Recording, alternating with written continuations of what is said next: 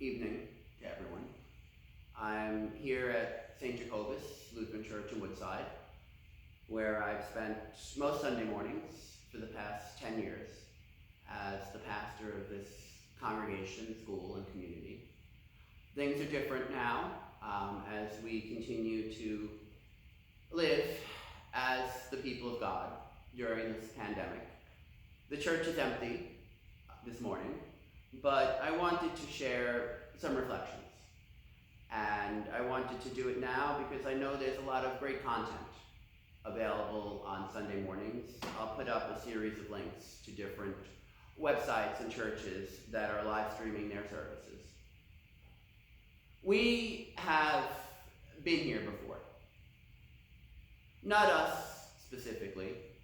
No one alive now has pastored, taught, gone to school, cared for their family, built a house, ran a restaurant, made decisions as an elected official, or tried to save their business during a pandemic. The last event like this was the Great Flu of 1818 to 1819, and even the oldest people in the world were mere children back then. Perhaps some people have memories of their parents, grandparents, or great-grandparents talking about this flu that infected 500 million people and killed 50 million plus.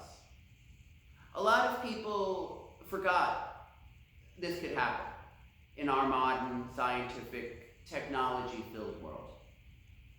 There are historical records of other plagues, the Black Death, horrible records of what things were like, with the focus on graphic images and terror.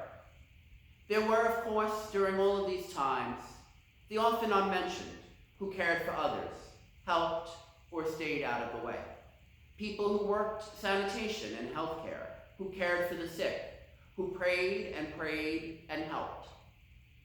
Even further back, there are plagues and disasters. In all the times I've read the story of Exodus, as God leads the people out of slavery in Egypt through a series of plagues, things like locusts, hail that turns into fire, water turning to blood, and the death of the firstborn. It was always a report of events that showed the power of God and the stubbornness of people. I never once stopped to think what it was like to live in Egypt at that time.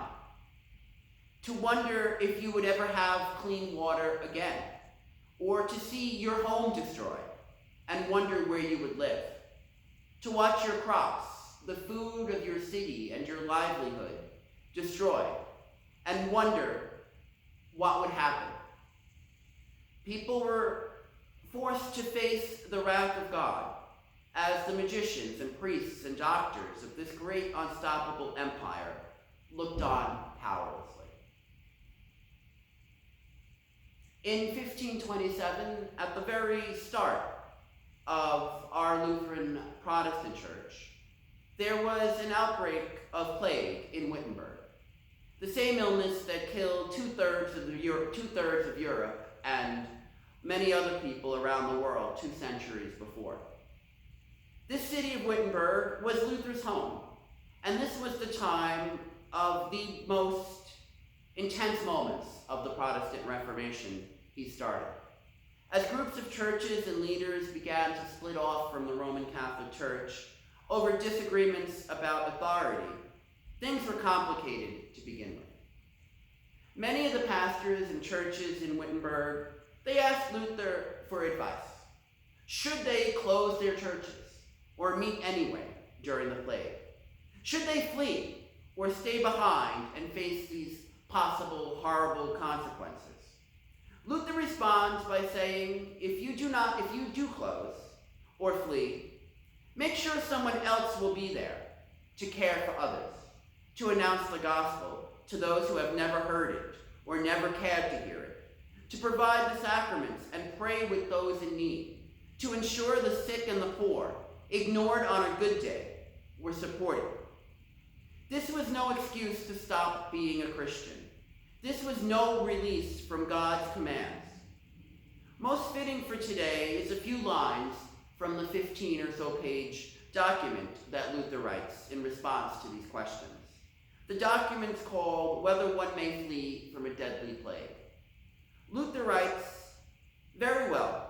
By God's decree, the enemy has sent us poison and deadly offal," whatever offal is. I think it's some kind of air. "Therefore, I will ask God mercifully to protect us. Then I shall fumigate, help purify the air, administer medicine, and take it. I shall avoid places and persons where my presence is not needed, in order to not become contaminated, and thus perchance infect and pollute others, so as to cause their death as a result of my negligence."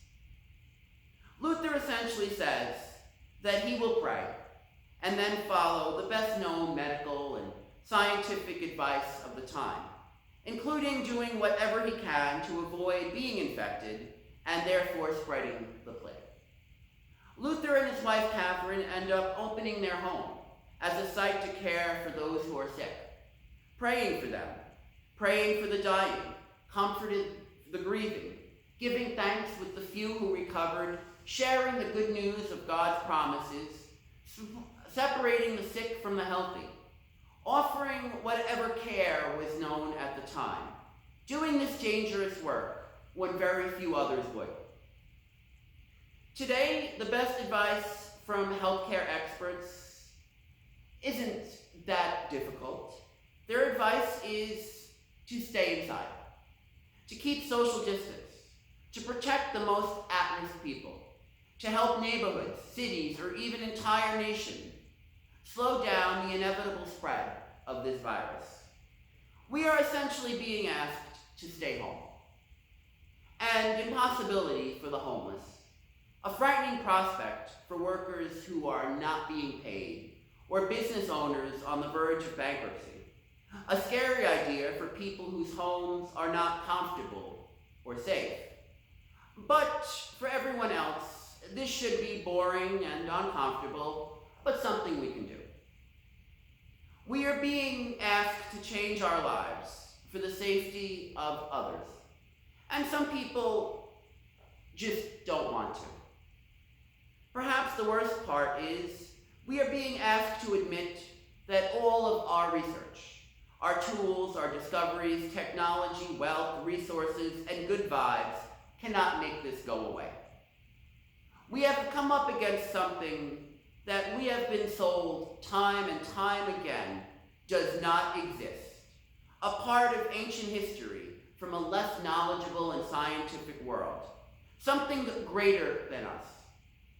We can track it, record it, tell exactly, sort of, what is happening. We can say when hospitals will be overrun, but not do much to stop it, other than that stay inside part.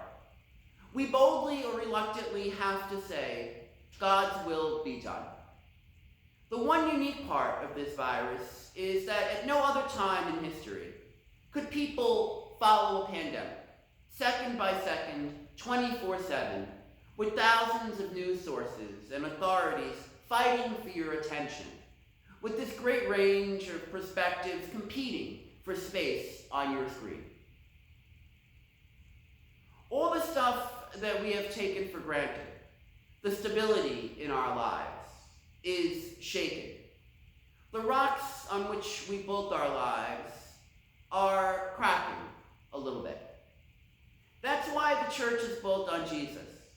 To paraphrase the 19th century hymn, built on a rock, the church will stand, even when steeples are falling.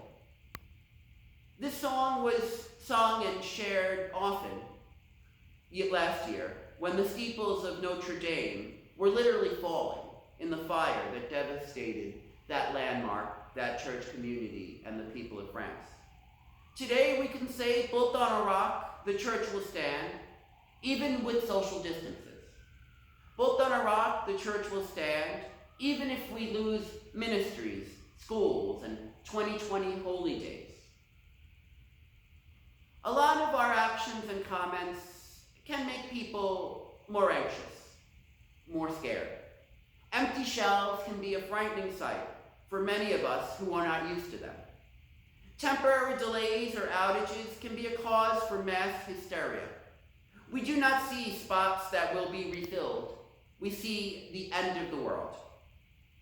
We see whatever food we have at home is all we will get. We do not know if our emergency stash of masks will put first responders and healthcare workers at risk. We don't know if that basement of hand sanitizer we are keeping to survive for the next 580 years will make this virus spread more rapidly. I don't have 500 years worth of hand sanitizer here. Please don't break in and look for it. We have no idea what difference our comments, our posts, or our words will make to the people around us. We know that God's promises are still good and that God is still here with us. We are now asking people to do things they do not know how to do all the time. Teachers do not necessarily know how to prepare 3 or more weeks of schoolwork to be done at home on a computer, with students and families who will pass most of their waking hours on a screen already.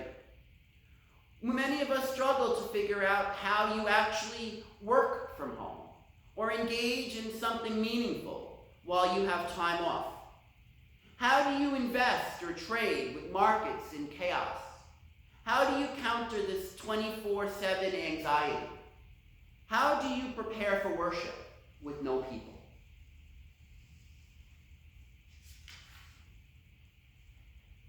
There will be a different world when this is over. And it's up to us what kind of world that will be. What we do will be remembered. There are young people partying on beaches, enjoying an extended spring break. But there are other young people and older people fighting to keep soup kitchens and pantries open, rapidly trying to update churches so they can live stream, broadcast, and share some good news. There are people finding ways to support the most at risk in society. And those are the stories we're invited to remember, to lift up, and to celebrate. My church clothes, the black shirt and pants with the little white collar, are stained with those red-orange bleach marks. From that morning, I cleaned all the surfaces in church in preparation for worship. My cell phone bears the scars of being dropped a lot, as I worry about virus on it, but keep calling people, especially those with limited or no access to the internet. My head is filled with anxieties about work at food ministries and opening our emergency food pantry tomorrow. I'm worried about safety for the guests and volunteers. If I get this virus, I'll know I caught it while living out my faith in a God who loves all people, who is here with us in the valley of the shadow of death, which has lost its sting. Now, I wish everything could go back to normal. I could just go about my daily life with no worries, do more, be more thankful, see more places, share the gospel more, invite others into joy and peace and comfort and belonging and community.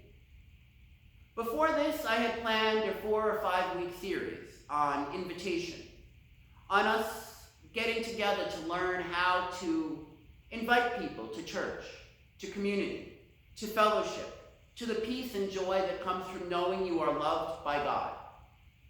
Now, of course, that work will have to wait, but I've also taken some shortcuts, saying on certain things like, hey, let's invite people into relationship with God.